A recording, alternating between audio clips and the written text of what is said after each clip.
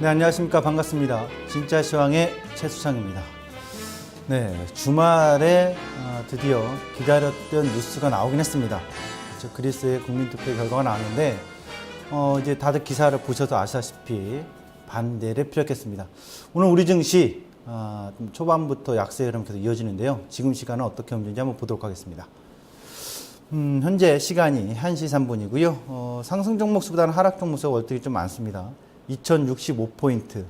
예, 결국 2065포인트 때까지 다시 밀렸어요. 2110포인트에 따른 저항을 한 차례, 두 차례 봤더니 다시 대밀려 있는 상태고, 당연히 이 하락의 흐름은 그리스에 따른 원인이라고 의미를 좀 부여할 수 있겠죠.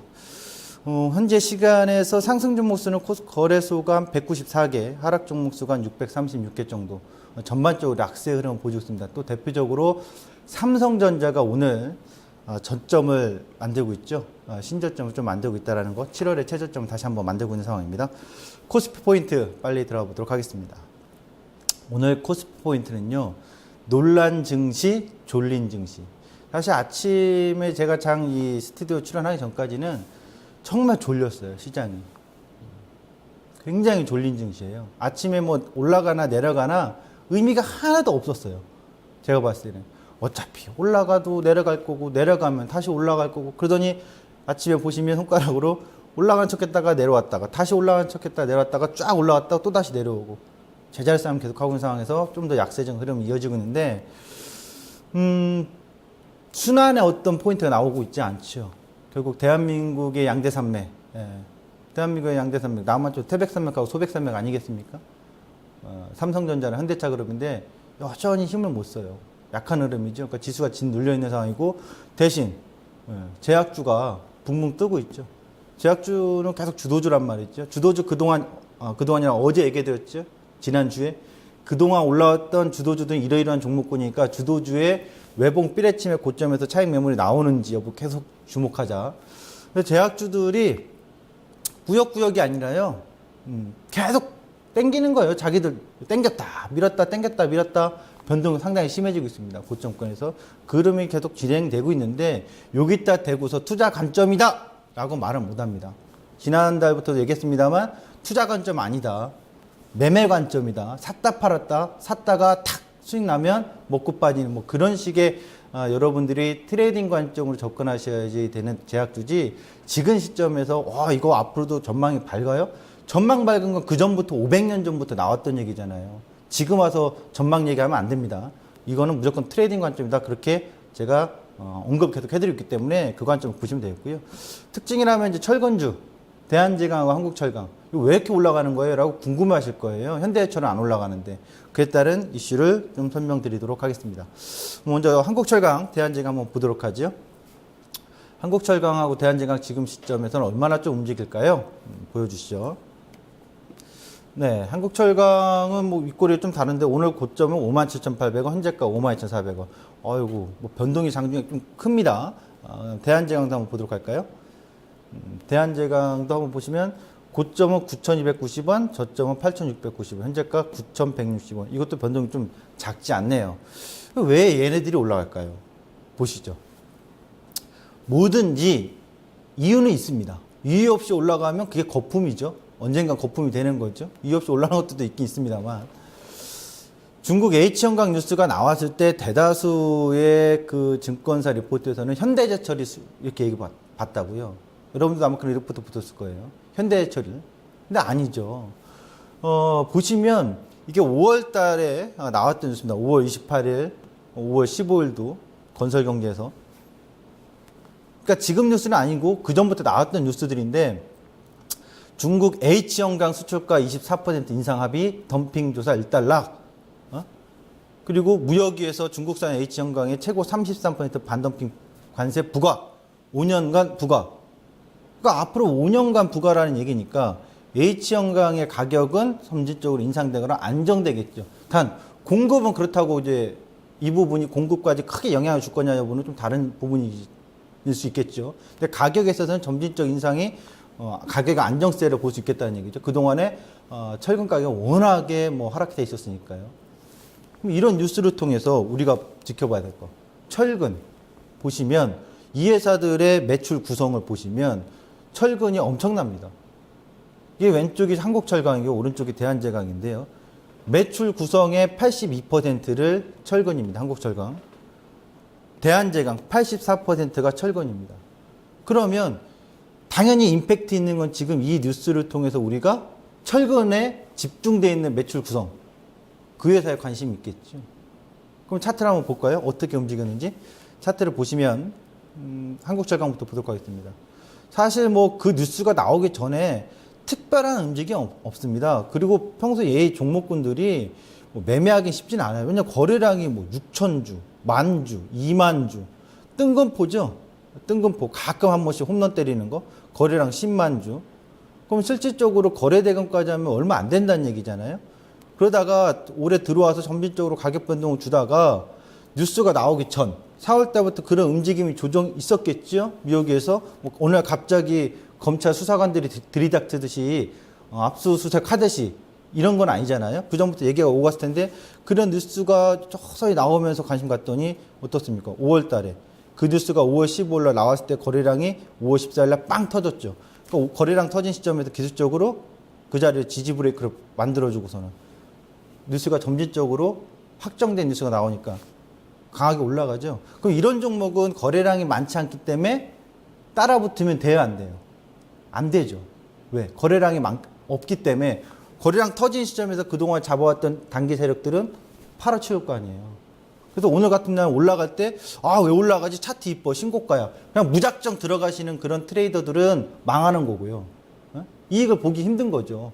당분간 어려움에 좀 빠지는 거죠, 변동에. 아, 그런 뉴스를 먼저 포착해서 대응을 순차적으로 하셨던 분들은 줄기다가 오늘 차익 실현 관점 이렇게 또 볼 수 있는 거겠죠. 추세적으로 끝났다고는 할 수는 없습니다만 단기 이렇게 올라왔던 이유의 원인은 거기에 있다. 그리고 거래량이 적기 때문에 이런 종목 같은 경우는 따라 붙는다기보다는 또 추이를 보면서 눌림목 과정을 지켜봐야 된다. 이렇게 여러분들이 참고하시면서 대응하시면 될 것 같습니다. 오늘의 철저은주 코스피 특징주였습니다. 코스닥 가도록 하겠습니다. 코스닥 보도록 하죠. 762.32 쭉 올라갔다 밀려요. 변동성 있다는 얘기죠.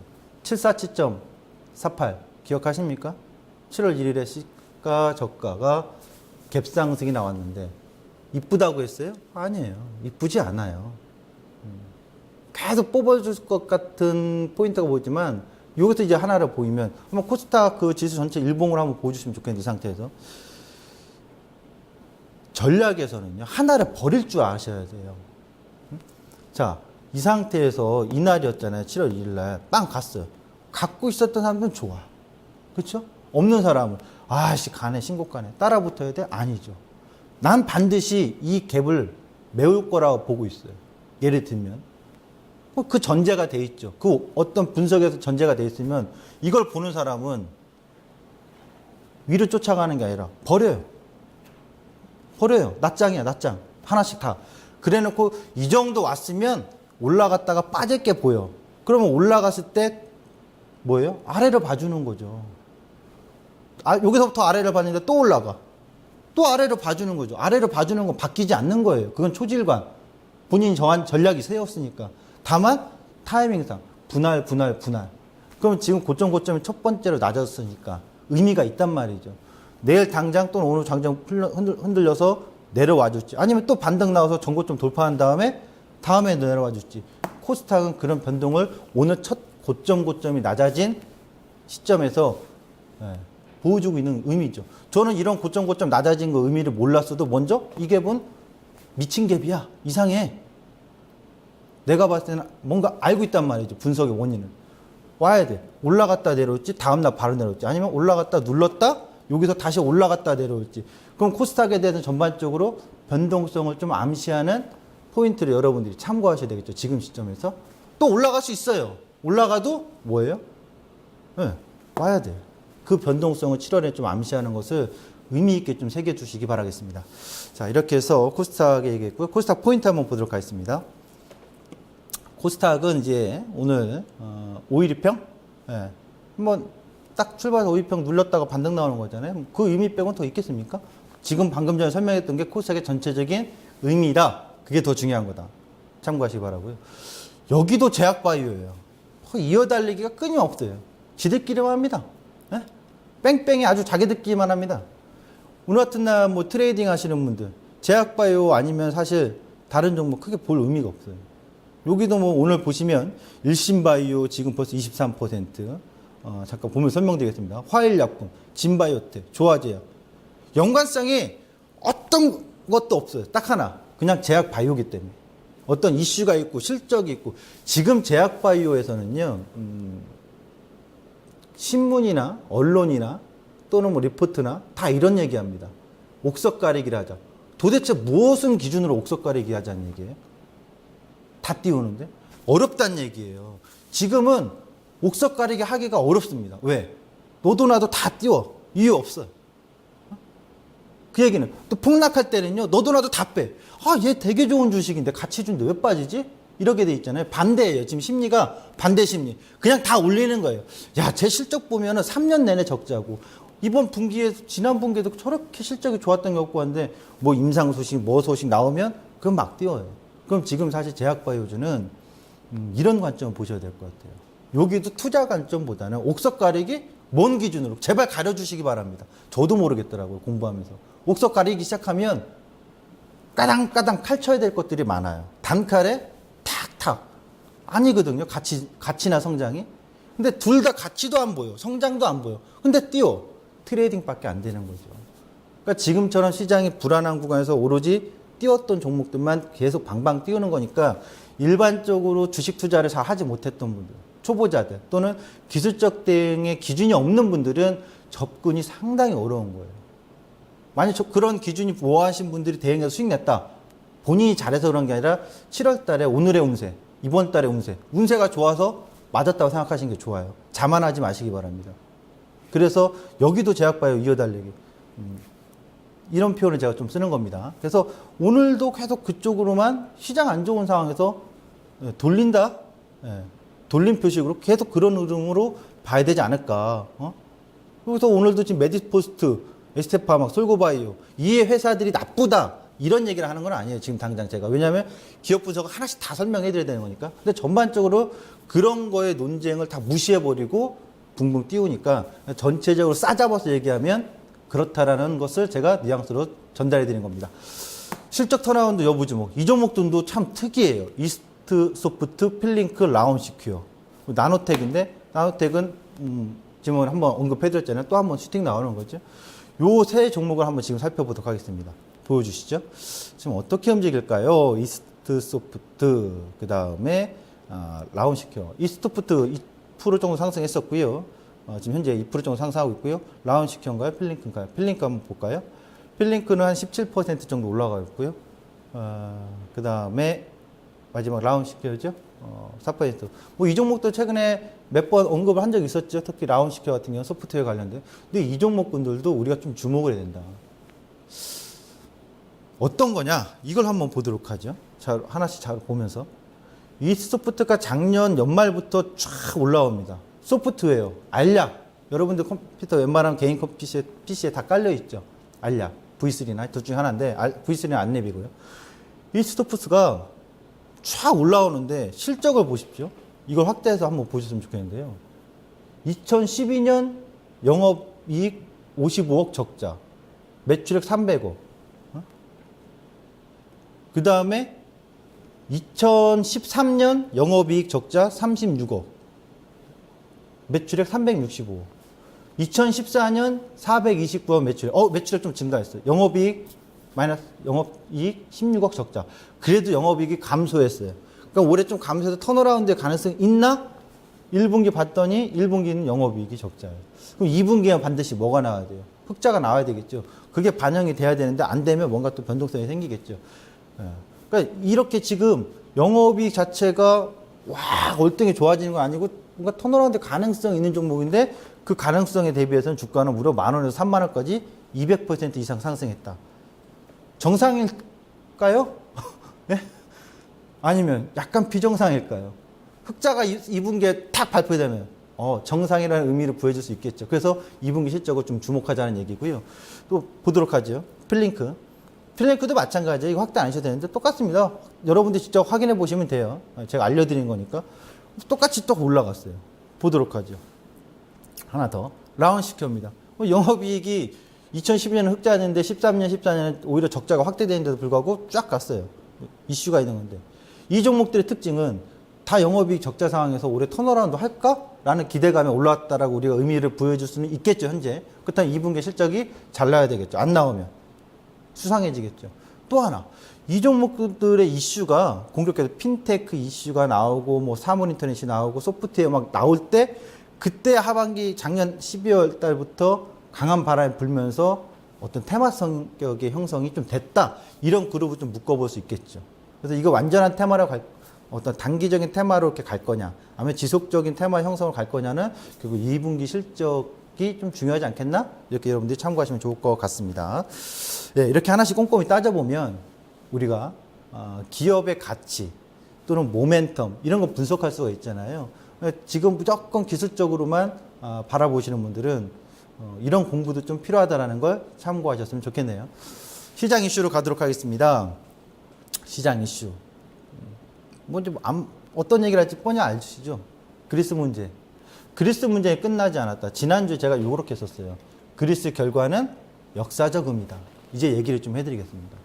이 얘기를 하려면요. 한두 것도 없는데 오늘 이제 배워야 산다 특강을 제가 요청을 받았어요. 그래서 출연해서 이 얘기를 한번 하게 될 것 같은데 전반적으로 하반기 시황하고 이것도 짤막하게 좀 설명드리면 그리스 결과의 반대의 역사적 의미라는 것은 뭐 새로운 건 아닙니다. 엄청나게 새로운 것처럼 생각하시더라고요. 과거에도 있었어요. 네?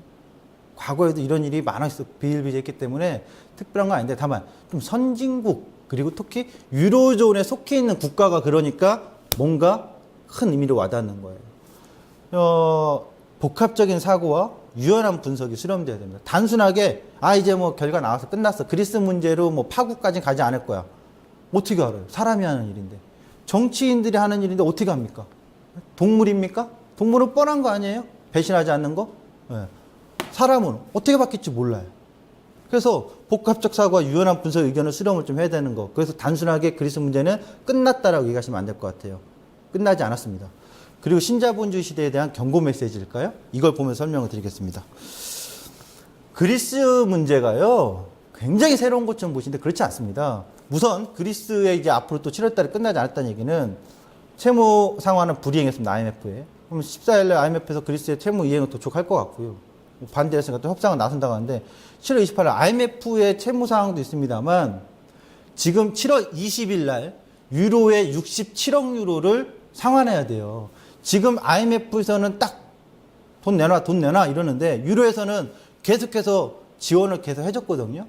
근데 7월 20일 날 유로에서 마저도 지원을 중단시키면 그때 이제 다시 한번 그리스 문제가 더 심각한 불확실성이 또 커질 수 있는 시점이 된다 이거죠. 그래서 아직 끝나지 않았다 이렇게 보셔야 될 것 같아요.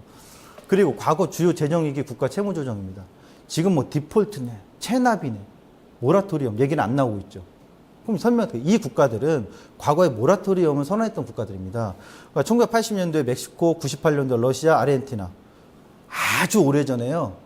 한 국가가 있어요. 누군지 아십니까? 1930년도에 후보 대통령에서 미국의 후보 대통령에서 루즈벨트 대통령으로 정권이 이양되기 전에 후보 대통령이 미국이란 말이에요. 후보 모라토리엄을 선언했어요. 대공황 시절에. 뭡니까? 미국이 모라토리엄 선언해봤던 경험이 있는 거예요. 그러니까 과거에 이런 사례들 봤을 때 지금 뭐 그리스에 대해서 이 게으른 돼지들 뭐 이렇게 얘기도 합니다만 그게 아니죠. 지금 치프라스는 정말 정치의 고단수가 돼버린 거고요. 이번에 반대표의 승리를 얻어서. 그리스 문제 또 과거 우리나라 IMF하고 비교하는 분도 있는데 비교할 수도 있죠. 근데 달라요, 상황은. 참 돈 갚아야지 돈 안 갚는 거가 나쁘다. 근데 그리스는 2010년도, 2012년도에 분명 IMF의 공고대로 했었습니다. 5년간 내가 노력해봤는데 짤막하게 비유를 하면 여러분들 이해를 돕기 좀 쉽게 설명드리면 이게 가계 신용하고 비슷한 거예요. 처음에 신용카드를 줬어요. 신용카드 받아가지고 고등학생들, 대학생 신용카드 받았는데 막 썼어요. 돈 못 갚아서 카드 돌리기로 했어요. 그러고 나서 카드 돌리기로 해서 딱 카드가 제한돼가지고 연체가 됐어요. 카드 회사 와서 돈 갚으라고 압박이 와요. 그런데 안 갚은 사람이 나쁩니까? 카드를 먼저 준 사람이 나쁩니까? 소득이 없는데. 처음에는 카드 안 갚은 채무자가 나쁜 걸로 인식했지만 지나고 보니까 소득 없는 국민에게, 개인에게 카드를 발급하는 회사도 나쁘다라는 문제가 생겼잖아요. 그게 또 확산되고 커지니까 그 다음에 뭐가 됩니까? 대환대출이라는 게 나왔죠. 대환대출 대출계약 쓰죠. 그 다음에 뭐가 됐습니까? 그래도 못 갚으니까 개인회생이 왔죠. 회생을 했는데도 불구하고 못 갚으니까 뭐가요? 파산 신청 가는 거죠. 그리스는 그동안에 그 과정을 고스란히 따라온 거예요. 계속 돌려막기 하다가 예? 이제 제한이 될 건지 여부가 7월 20일에서 28일 나올 거란 말이죠. 그래서 이 상황에서 그리스는 어디까지 온 거냐? 2010년도 12년까지 했는데 회생이냐 파산 신청이냐 이 직전까지 온 거. 더 이상 나는 안 되겠다. 당신들 하라는 대로 했는데 내가 못하니까 이 상황에서 탕감을 해줘라. 아니 회생 신청하면 탕감해준다. 왜 나는 안 해주냐. 다른 나라도 다 과거 해줬고 말이야. 미국 너네들도 한번 해본 경험인데 왜 안 해주냐. 그래서 이번에 반대표 이렇게 예상외로 많이 나왔던 거죠. 그러면 정말 중요한 것은 그 국가를 뭐 노예 국가를 하면 식민지 하니까 그렇게 안 되잖아요. 돈 때문에 전쟁하는 것도 아니고 봉건국가 시대입니까? 군국주의 시대예요? 아니잖아요. 그러면 결국 이 문제는 또 언젠가 타협이 되는데 계속 지역적으로 지루하게 이어질 거라고요. 그리고 이렇게 되면서 과거 이런 경험을 통해서 그리스는 자꾸 자신들의 요구를 하는 건데 결국 여기서는 이제 제가 얘기하는 것은 이제 여기까지는 어떤 과거의 사례지만 지금쯤에서 얘기하면 IMF가 왜 안 들어주는지 그것은 아마 다른 언론이나 어떤 뭐 심층 분석하는 분들이 얘기를 해줄 것 같아요. 왜 그렇게 다른 나라 국가는 과거 사례에서 해주는데 IMF에서 이번만큼 그리스에 대해서는 단호하게 탕감 얘기나 어떤 이 부분을 전혀 하지 않을까. 그리고 그리스뿐이 아니라 베네수엘라라든가 우크라이나라든가 지금 뉴스 기사를 막 검색해 보세요. 우리에게 탁 와닿진 않았지만 벌써 알려진 내용들이 많거든요. 그래서 그리스 문제로 인해서 앞으로 더 커질 문제는 그리스 문제가 아니라 그리스로 인해서 연쇄적인 작용이 생길까봐 그게 시장의 불확실성이 커지면서의 우려감이 여전히 상존하고 있다는 거기 때문에 그리스 문제 단순하게 끝났다라고 볼 수 없다는 걸 제가 얘기하는 겁니다. 이게 지금 핵심이고 시장의 의미부여를 할 수 있는 포인트라고 보시면 될 것 같아요. 자, 이렇게 해서 그리스 문제 좀 같이 갔고요. 그다음에 코스피 200 분석을 하도록 하겠습니다. 지난번에 나왔던 자료인데요. 며칠 전에 여기서 상승 조금 더 남았다 했습니다만 결국 지난주 금요일날 제가 싹 뭐였어요? 레버리지 50% 다 팔아먹거나 아니면 다 팔아먹어도 없애야 된다. 최소한. 그래서 이제 눌리는 과정이잖아요. 그럼 이제 다음 거 보시면 선물 지수로 단기적으로 보시면 이번 주 만기주에 제가 라인 그려놨죠. 254, 249 상단은 254 선물 지수입니다. 하단은 249 이 범위에서 내렸다 올렸다 내렸다 올렸다 이런 파동을 그리면서의 움직임을 보여주지 않을까라고 봐요. 결국 저 전저점에서 한 번 상승 마디에서 눌림 마디는 61.8까지 2차는 저 저점에서 지금 좀 더 올라왔던 그 전에 255.705 지금은 요 전고점 256점대잖아요. 요 고점까지 갔다가 눌림 하프 눌림에서 오전장에 반등 나왔다가 또 눌리니까 61.8 눌림. 그렇다면 249에서 254가 월화수목금의 움직임일 가능성. 그 범위 안에 있다는 얘기죠. 저 범위를 더 벗어나지는 않지 않겠느냐라고 봐요. 그 분석으로는. 그러면 전저점은 만기날까지 깨지지 않겠지만 문제는 이제 다음 거 보면서 설명드리겠습니다. 우하향을 했습니다. 레버리지 전략인데요. 지난번에 다 여기서 5, 60% 다 팔아먹거나 아니면 다 없애거나 그리고 여전히 아몰락이 나왔었잖아요. 요즘 뭐 유행어니까 기억하기 쉽게 써놓은 겁니다. 이 우하향, 이 수평 오르고 내리고 실험하는 과정이 계속 여전히 있어요. 현 시점 무관심 또는 무포 전략. 그러니까 무관심이자 무포 전략 또는 추세는 없어. 제 눈에 추세는 안 보여요. 변동 오르고 내리고의 굴곡 박스 마디마다의 변동. 그러니까 뭐 이 박스에서 변동 매매하는 1박 2일짜리나 이런 매매는 가능하겠지만 추세는 아직 아니다. 그리고 고민해야 될 게 있습니다. 지난번에 제가 이거래 일제인가요? 첫날 거래를 보면서 첫날 그 양봉 보면서 지금 고점과 7월의 저점이 둘 다 가짜로 보인다라고 했잖아요. 이제 점진적으로 가면서 과연 이번 고점이 7월의 최고점이 될 건지 여부에 대해서 며칠간 계속 고민을 좀 해봐야 될 것 같습니다. 자, 저는 내일 다시 돌아오도록 하겠습니다. 감사합니다.